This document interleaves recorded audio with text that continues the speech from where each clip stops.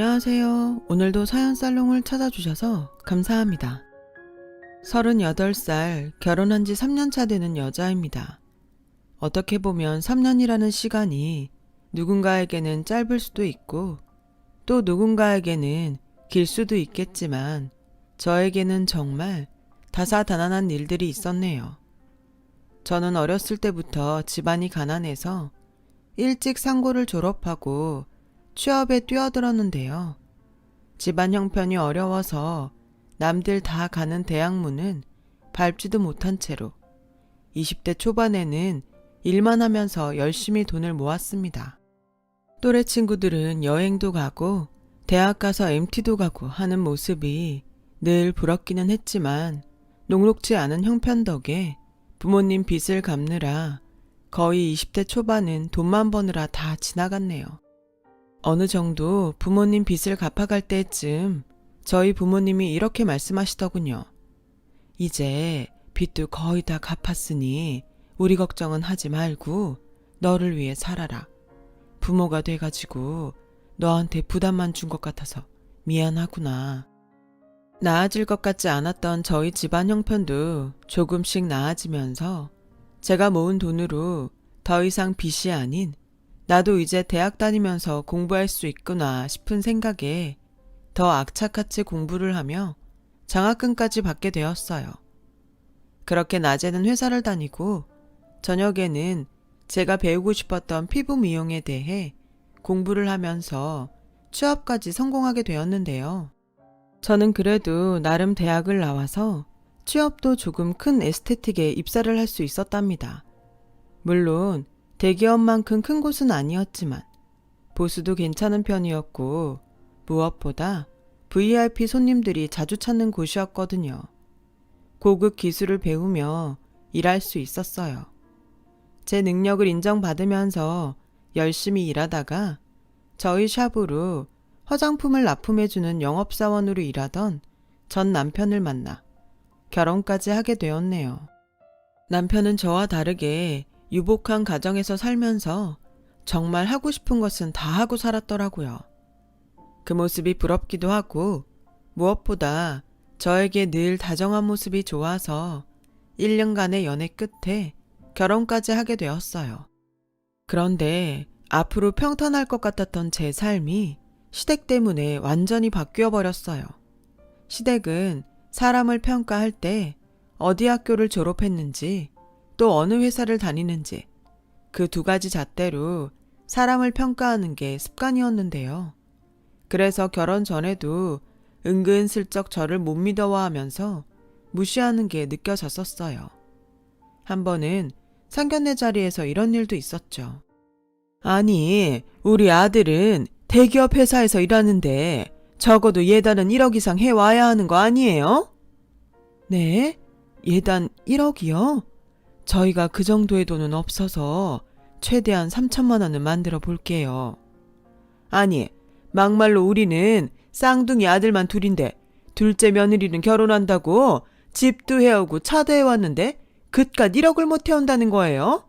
그리고 들어보니 학교도 야간 전문대 나왔다고 들었는데 우리 집안은 둘째 며느리까지 다 명문대 나왔어요. 차이가 나도 너무 나서 이 결혼 안 시키려다 그래도 우리 애가 유선이가 너무 좋다고 하니까 이건 좀 알고 계셨으면 해서 말씀드리네요. 저희 집이 가진 게 없어서 유선이를 제대로 뒷바라지 못했지만 그래도 우리 딸 참 성실하고 바르게 자랐어요. 예쁘게 봐주셨으면 좋겠습니다. 저희 부모님도 그동안 항상 다른 사람 밑에서 빚만 갚느라 주눅든 모습이었는데 상견례 자리에서도 시어머님이 무리하게 예단을 요구하시는 모습에 또 한없이 작아지시더라고요.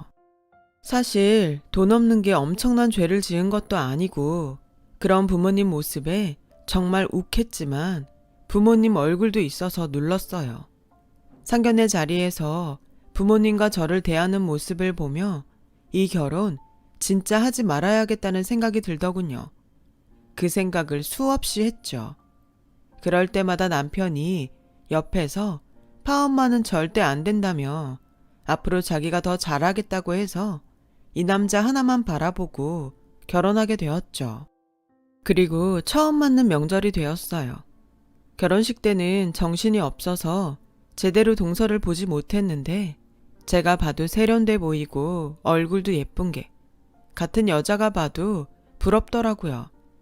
또 성격은 얼마나 싹싹하고 야무진지 저랑 반대인 동서의 모습이 참 부럽기만 했습니다. 거기에 직업은 또 우리나라에서 알만한 대기업 화장품 회사에 다닌다고 하니 이 집안의 예쁨은 동서가 다 차지하는 듯 했어요. 명절 때마다 저 혼자 며느리라서 외로웠는데 드디어 저에게도 형님이 생겼네요. 설거지는 제가 할 테니까 앉아 계세요. 동서 괜찮아. 내가 할게. 아니에요 형님. 아직 모든 게 낯설죠?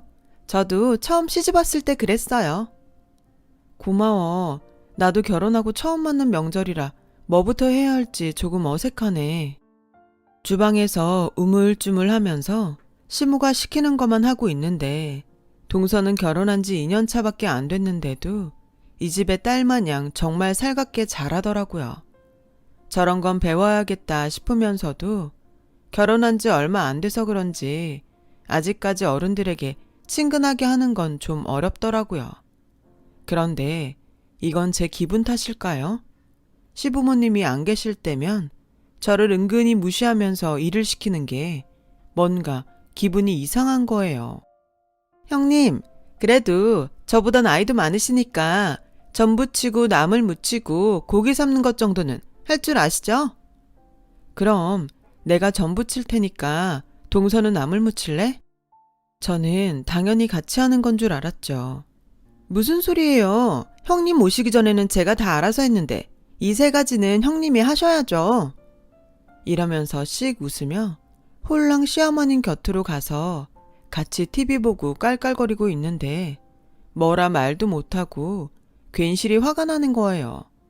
거기에 식사가 다 끝나고 과일을 깎아 먹을 때도 제가 깎은 과일들을 냉큼 포크로 집어 시부모님 입에 넣어드리면서 맛있죠 어머님?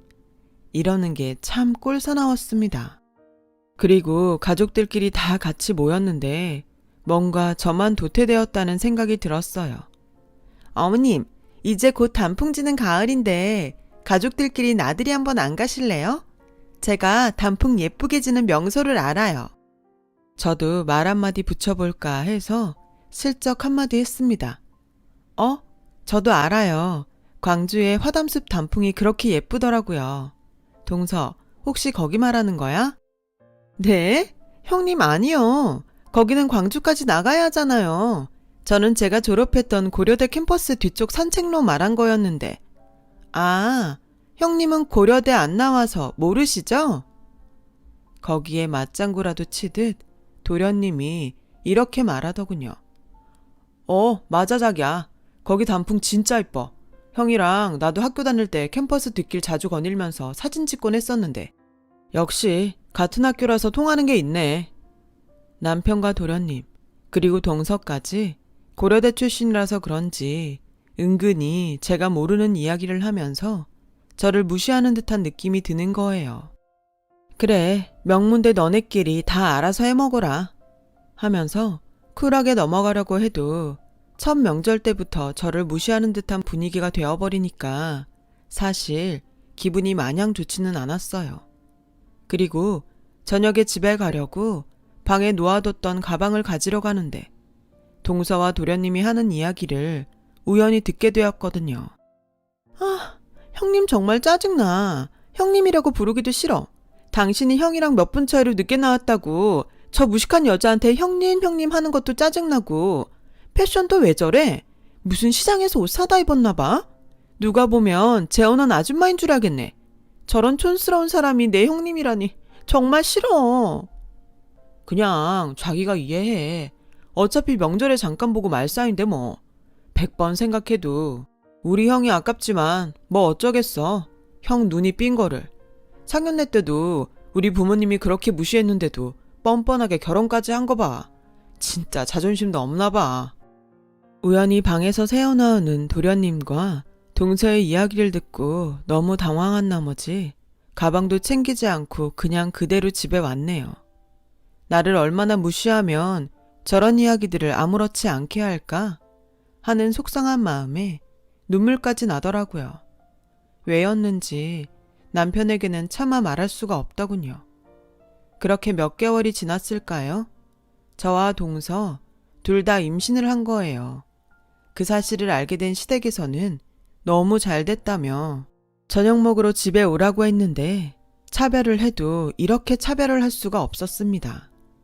아유, 우리 둘째 며느리 참 고생 많겠다. 아기 가질수록 따뜻한 거 많이 먹고 몸은 되도록이면 움직이지 말고 집에서 편하게 쉬어. 이 엄마가 맛있는 거 많이 해가지고 집으로 갈게. 어머님, 집에서도 맛있는 거 먹을 생각에 벌써 행복해지는데요? 그럼 맛있는 거 많이 먹고 너 닮은 예쁘고 똑똑한 아가 낳아야지. 시모와 동서 둘이 아주 죽이 잘 맞더라고요. 임신은 저도 했는데 저한테는 축하한다 이 한마디 안 하고 거들떠를 안 보시는 거예요. 그래도 저도 용기 내서 어머님에게 살갑게 대하려고 말을 먼저 붙였습니다. 어머님, 저도 임신했어요. 몸이 무겁기는 하지만 건강하게 출산하려고요. 얘 좀 봐라.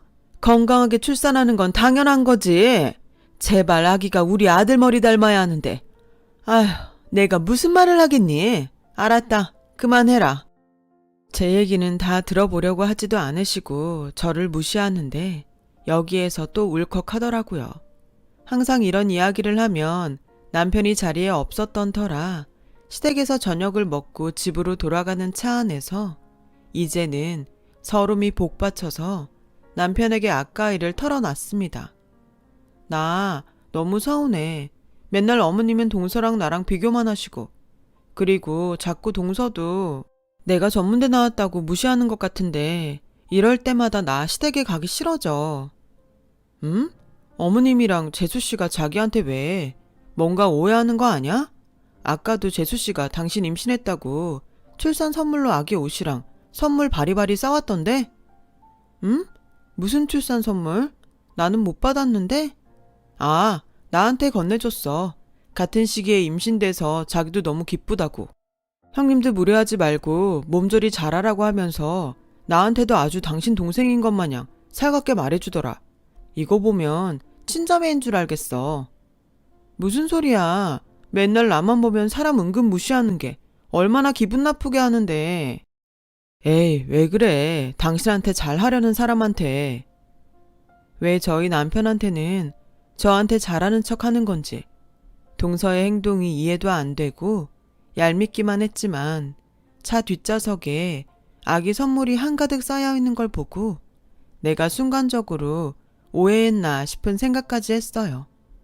그러나 여전히 시댁을 갈 때나 동서와 함께 밥을 먹게 되는 상황이 생기면 교묘하게 저를 무시하는 듯한 말투와 깔보는 듯한 눈빛을 느낄 수 있었어요. 남편이 있을 때는 세상 행복한 가정처럼 보이는데 남편이 잠깐 자리를 비울 때면 저를 무시하며 시모한테 가서 이간질을 할 때도 있었다니까요. 그래서인지 도련님도 어느 순간부터 저를 대놓고 무시하기 시작했습니다. 형수님, 뷰티학 가면 뭐 배우는 거예요? 머리 자르는 거? 아니요. 저는 피부 쪽 전공이라서 피부 관리나 기기 관리 같은 거 할 줄 알아요. 제가 나중에 기회 되면 도련님이랑 동서 피부 관리 해줄게요. 이래봬도 저 손재주가 좋아서 장학생이었거든요. 네? 그런 학과도 있어요? 취업하면 어차피 동네 피부관리샵으로 들어가는 거 아닌가? 학교 다닐 바엔 그냥 취업을 하시지 그러셨어요. 그리고 장학생이요? 전문대에도 장학생이라는 게 있어요?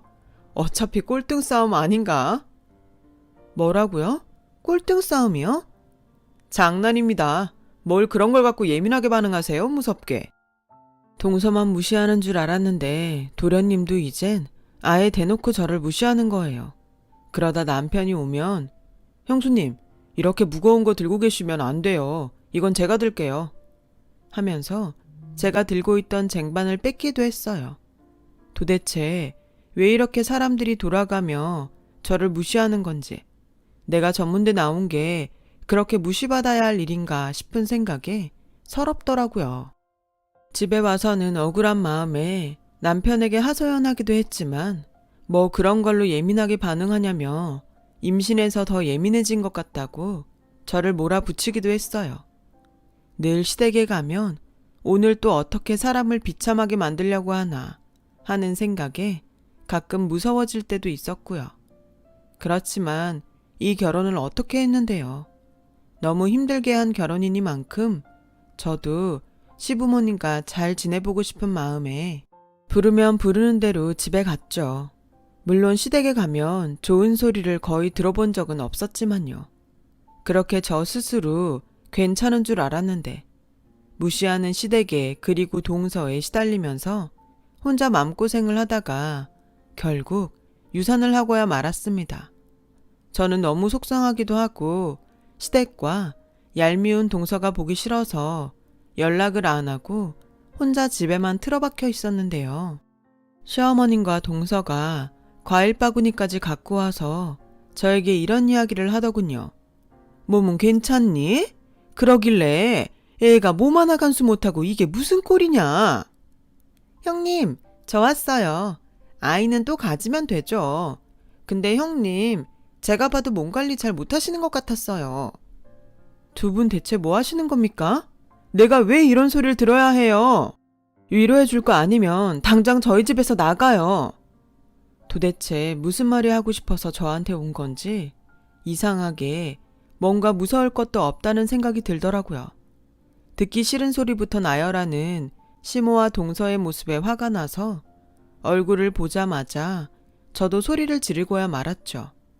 그랬더니 시모가 하는 말이 더 가관이더군요. 아니, 얘가 학벌도 안 좋고 집안도 가난해서 결혼 안 시키려다가 불쌍해서 받아줬더니만 어디다 대고 소리를 질러? 너 유산한 게 내 잘못이니? 저 진짜 많이 참았어요. 동서랑 저 매일같이 비교하면서 학교가 어떻고 저쩌고. 근데 이제 와서 뭘 어쩌라는 거예요. 저 전문대 나온 거 맞고 그거 알고도 결혼시키신 거잖아요. 대체 저한테 왜 그러시는데요? 제가 시모를 쏘아보며 한마디 던지니까 동서가 옆에서 시모에게 참으라는 듯 또 알랑방귀를 끼고 있더라고요. 그 모습을 보고 제가 동서에게 한마디 더 했습니다. 그리고 동서, 사람이 그러는 거 아니야. 우리 남편 있을 때는 나한테 와서 세상 착한 척 하는데 왜 나랑만 있으면 그렇게 사람 무시하고 돌변해? 왜? 그렇게 살면 네 스스로가 좀 교양 있어 보인다디? 아니지. 오히려 그렇게 못되게 살면 벌받아. 그런 모습에 네 자식이 잘이나 훌륭하게 자라겠다. 형님, 그게 무슨 말씀이세요? 저는 형님이 유산된 게 안타깝고 슬퍼서 위로해드리려고 온 건데. 웃기고 힘내 진짜. 위로? 위로하려고 온 거라고? 동서 오자마자 나한테 뭐라고 했어? 나 보자마자 첫인사가 몸 관리 잘못한 것 같다며. 말이야 방구야.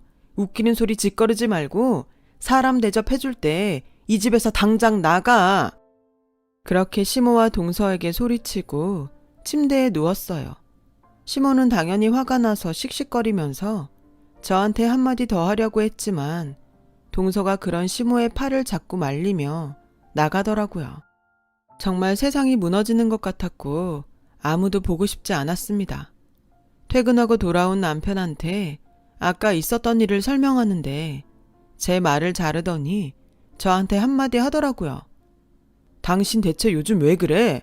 아까 낮에도 엄마랑 재수씨 다녀갔다며. 근데 과일 바구니까지 들고 온 사람들한테 소리치고 난리쳤다며? 몸이 힘든 거 나도 알아. 근데 대체 가족들한테까지 왜 그러냐고.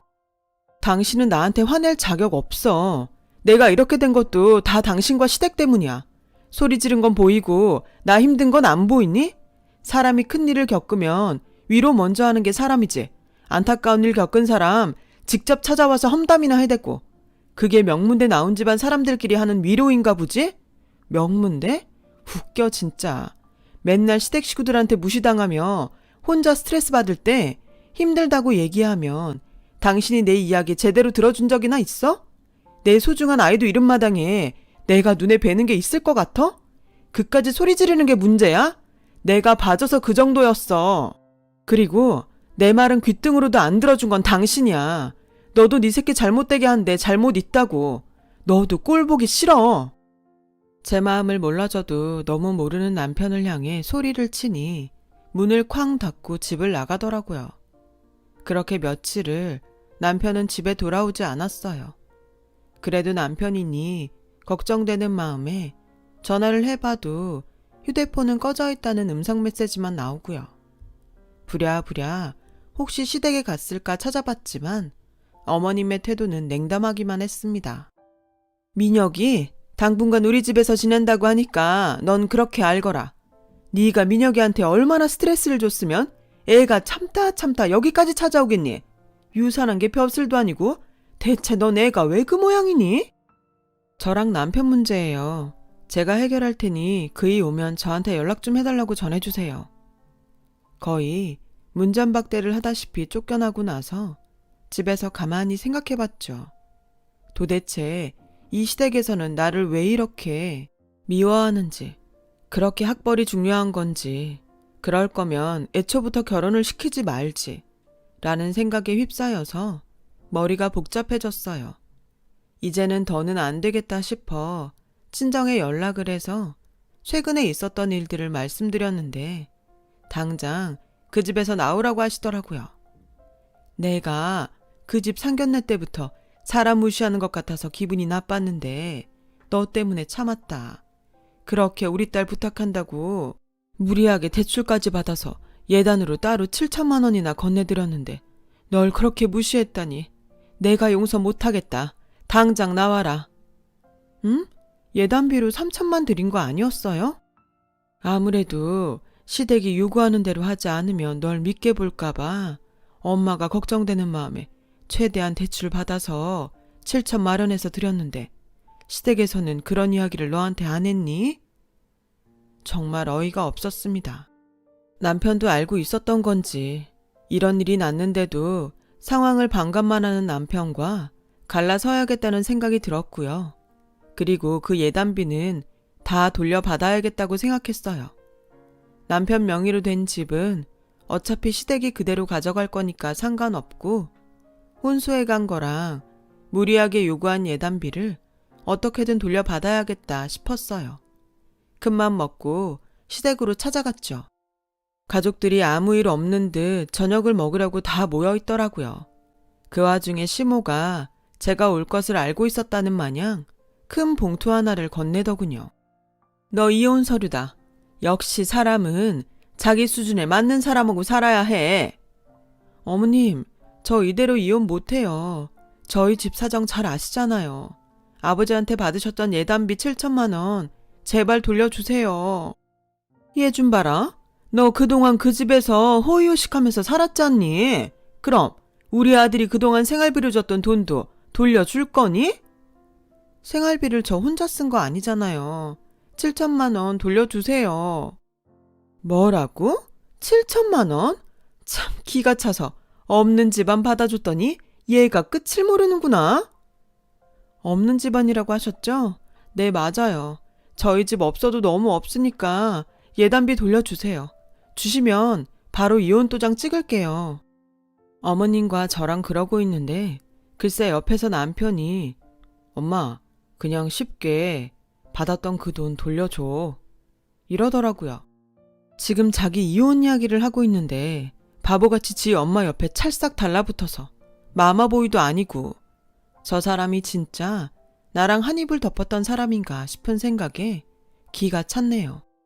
옆에서 동서도 기다렸다는 듯이 저를 보고 한마디 하더라고요. 어머님, 그깟 7천만 원 주세요. 자기 주제도 모르고 워낙 없이 살았던 사람이니까 저거라도 먹고 떨어지라고 하죠.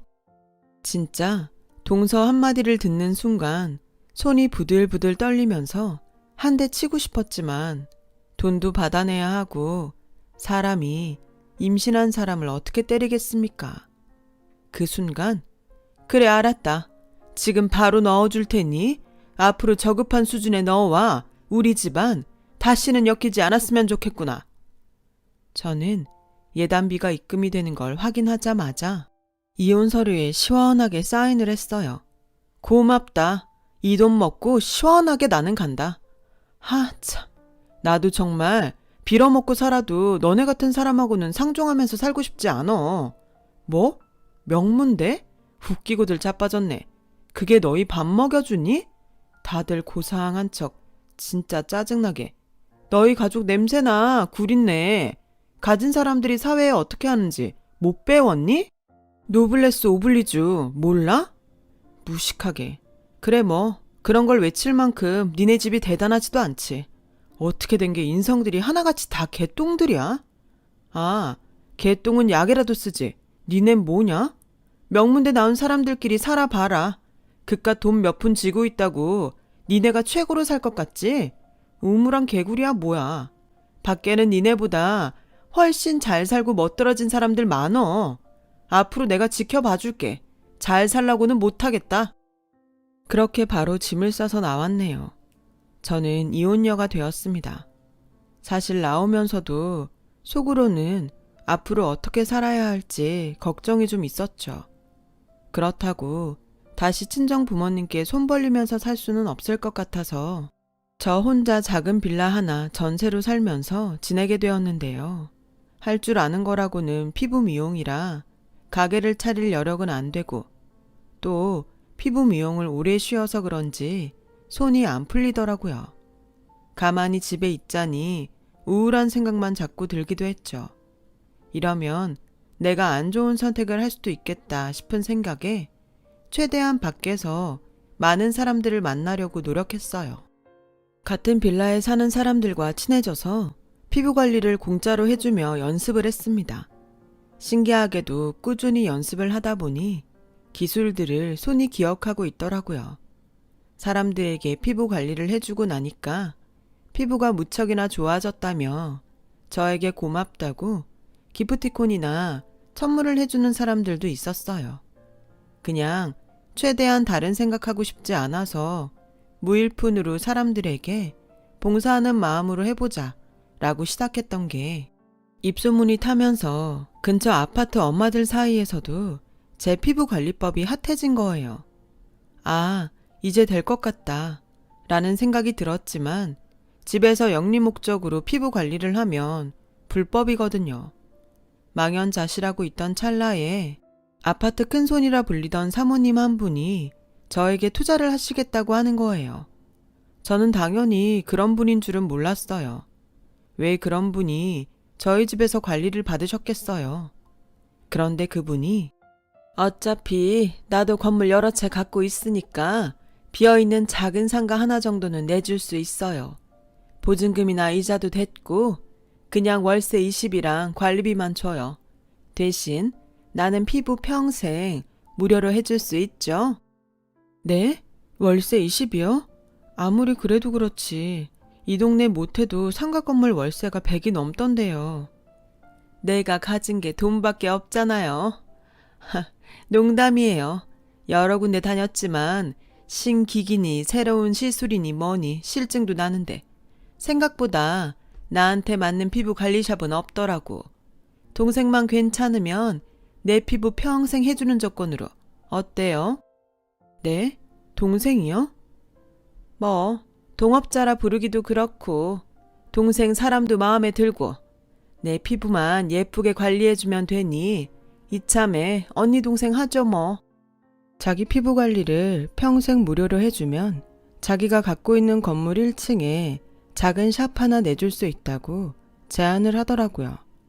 게다가 저의 사정을 듣고서는 관리비와 이자까지 받지 않겠다며 제대로 성공해서 복수하라는 말까지 해줬어요.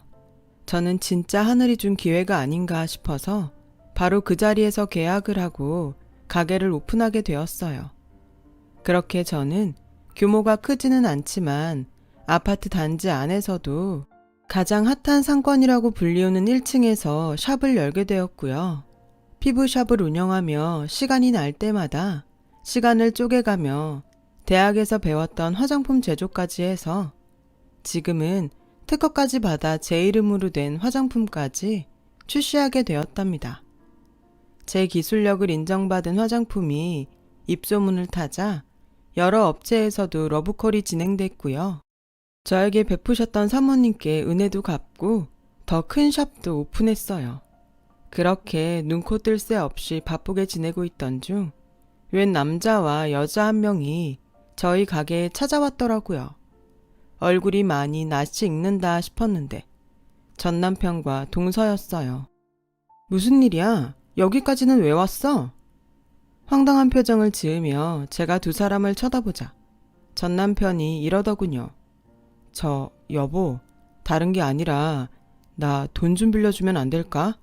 우리 그래도 한때 사랑했던 사이잖아. 참나, 사랑? 말도 참 뻔뻔하게 하는구나. 됐고, 너네 집 부자 아니었니? 집 놔두고 왜 그 집 꼴이야? 그 꼬라지에 더 험한 꼴 보기 싫으면 당장 내 가게에서 나가.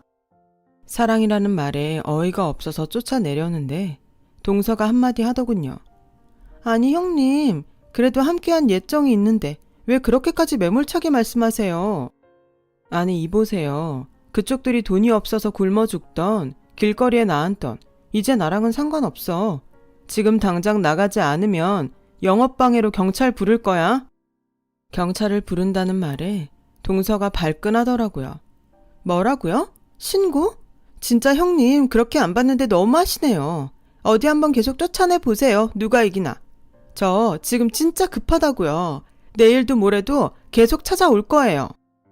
그렇게 동서는 몇 날 며칠을 가게로 찾아오면서 제발 몇 푼이라도 빌려달라고 뻔뻔하게 요구하더니 제가 들은 척도 안 하자 나중에는 혹시 돈 많은 남자를 만나서 잘 풀린 거냐며 비꼬더군요.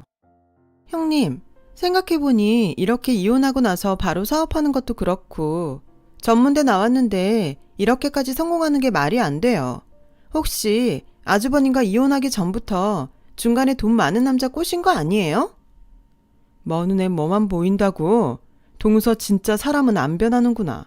역시 지금도 개차반이네. 고작 생각해낸 게 내가 돈 많은 남자를 만났다고? 대체 머릿속에 뭐가 들어있길래 그런 말들이 아무렇지 않게 나오는 거야? 하긴 지 스스로 성공을 해본 적이 없으니 그저 남이 잘 되면 배 아프고 비꼬는 것만 할 줄 알지. 차라리 그 시간에 편의점 아르바이트라도 뛰는 게 어때? 그럼 한 푼이라도 벌잖아? 뭐라고요, 형님? 저 명문대 나왔거든요? 편의점이 가당키나 해요? 그래, 네 잘났다. 그러니까 전문대 나온 나한테 돈 빌리려고 하지 말고 네 명문대 친구들한테나 돈 빌려달라고 하라고. 그리고 당장 내 가게에서 나가. 새 셀 때까지 나가지 않으면 진짜 경찰 부를 거야. 셋을 세려 하는 순간 옆에 있던 도련님이 안 되겠다 싶었던지 동서의 무릎을 억지로 꿇리더라고요. 그러더니 갑자기 형님, 제가 잠시 미쳤었나 봐요. 제발 저 좀 도와주세요. 저 진짜 이번에 어머님 돈까지 다 끌어서 사업한 거라 저 이거 실패하면 집에서 쫓겨나요. 제발 저 좀 도와주세요. 절대 무릎까지 꿇을 거라고 생각하지 못했었는데 동서가 자존심까지 버리고 저에게 싹싹 빌며 제발 돈 몇 푼이라도 빌려달라는 모습에 잠시 마음이 약해졌지만 침대에서 관리를 받던 저에게 투자한 사모님이 이런 말씀을 하시더라고요. 머리 검은 짐승은 거두는 거 아니에요. 절대 돈 빌려주지 마세요.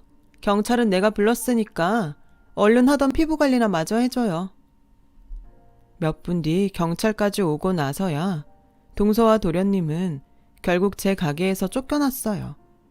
왜 그렇게 나한테 와서 빌었을까 싶은 생각에 슬쩍 주변 사람들에게 수소문해서 물어보니까 대기업 화장품 회사에서 일하던 동서가 아이를 낳고 난 뒤 구조조정 순위에 올라가서 회사에서 1순위로 잘렸다는 이야기를 들었어요. 그 이후에 자기도 이런 회사 못 다니겠다며 징징대다가 사업 하나 차리겠다며 시댁 돈부터 가족들 돈까지 다 끌어써서 무리하게 화장품 사업을 했다고 하네요.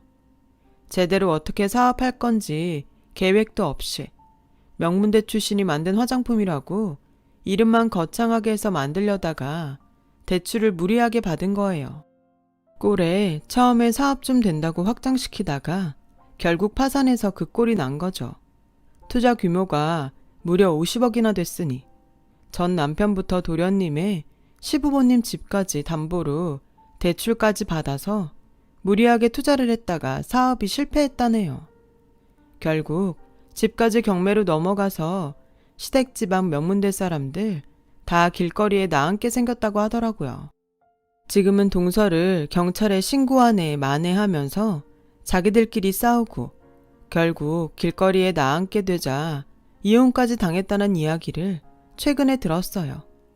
그 사람들 얘기를 들으니 다시금 옛 기억이 스멀스멀 올라와 생각하기도 싫더라고요. 정말 일에만 몰두하며 지냈습니다. 열심히 일을 한 덕분에 남들이 부러워할 만큼 돈도 많이 벌었고요. 그동안 내가 너무 일만 했나 싶은 생각에 나를 위한 선물이라 생각하고 벤츠도 신형으로 한 대 기분 좋게 뽑았어요.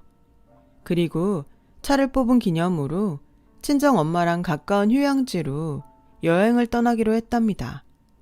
3개월을 넘게 기다린 제 차가 출고되던 그날, 엄마랑 단 둘이 여행을 해본 적이 없던지라 앞으로 우리 이렇게 여행도 다니고 하자면서 기분 좋게 드라이브를 했죠. 그런데 날씨가 좋다 보니 다들 여행을 가는지 도로에는 차가 참 많았어요.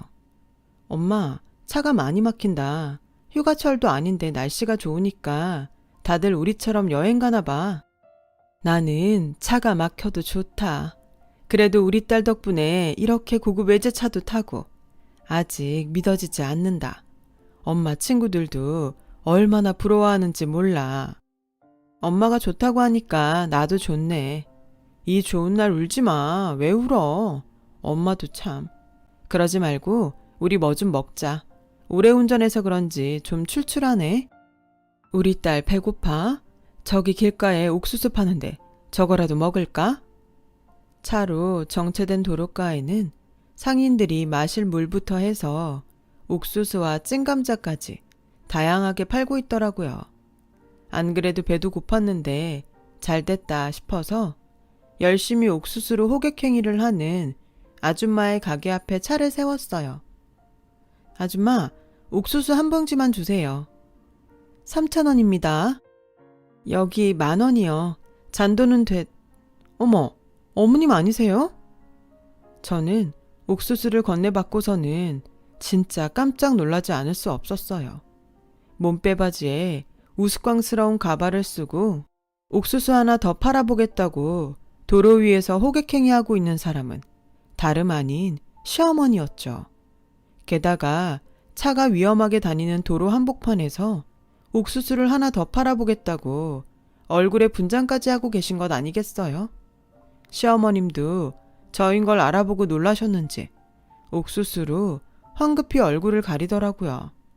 그러면서도 제가 맞는지 몇 번이나 얼굴을 흘끈거리며 쳐다보더니 사람은 안 변한다고 제 안부보단 금세 시선이 제 차로 가더군요. 이 벤츠 너 거니?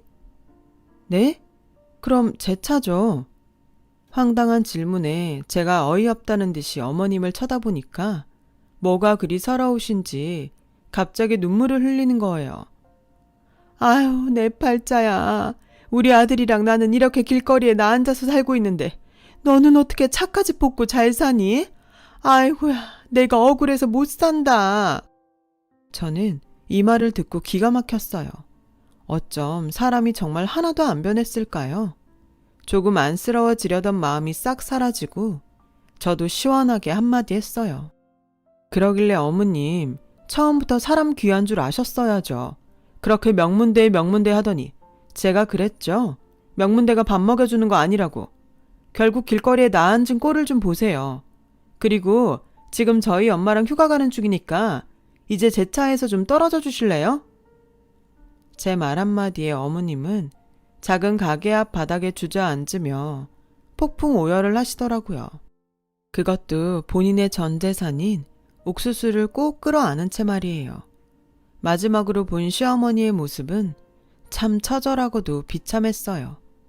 그렇게 악연 같았던 동서와 전 남편, 그리고 시댁이 그렇게 되는 걸 보니 인생사 세옹지마라는 걸 절감합니다. 통쾌하기도 하고요. 그런 통쾌함도 오랫동안 만끽하고 싶은데 이제는 시댁을 생각할 수 없을 정도로 제가 바빠졌어요. 그간 제가 운영하던 피부샵이 잘 되어서 지금은 샵을 늘리느라 눈코 뜰 새 없이 바빠졌거든요. 그리고 지금은 사람 귀한 줄 아는 남자와 꿀 떨어지는 연애를 하면서 재혼도 생각하고 있고요. 하루하루가 일 때문에 바쁘기는 하지만 그래도 제 인생이 이렇게 행복하니 분노도 줄고 즐겁기만 해요. 사업을 하면서도 어떤 사람을 만나야 하는지 큰 깨달음을 얻었네요. 긴 사연 들어주셔서 감사합니다. 여러분의 일상에도 진심으로 복이 가득하시길 바랍니다. 여러분, 사연 댓글에 응원과 현명한 조언 부탁드려요. 좋아요와 구독은 저에게 큰 힘이 됩니다. 오늘도 좋은 일 가득하세요.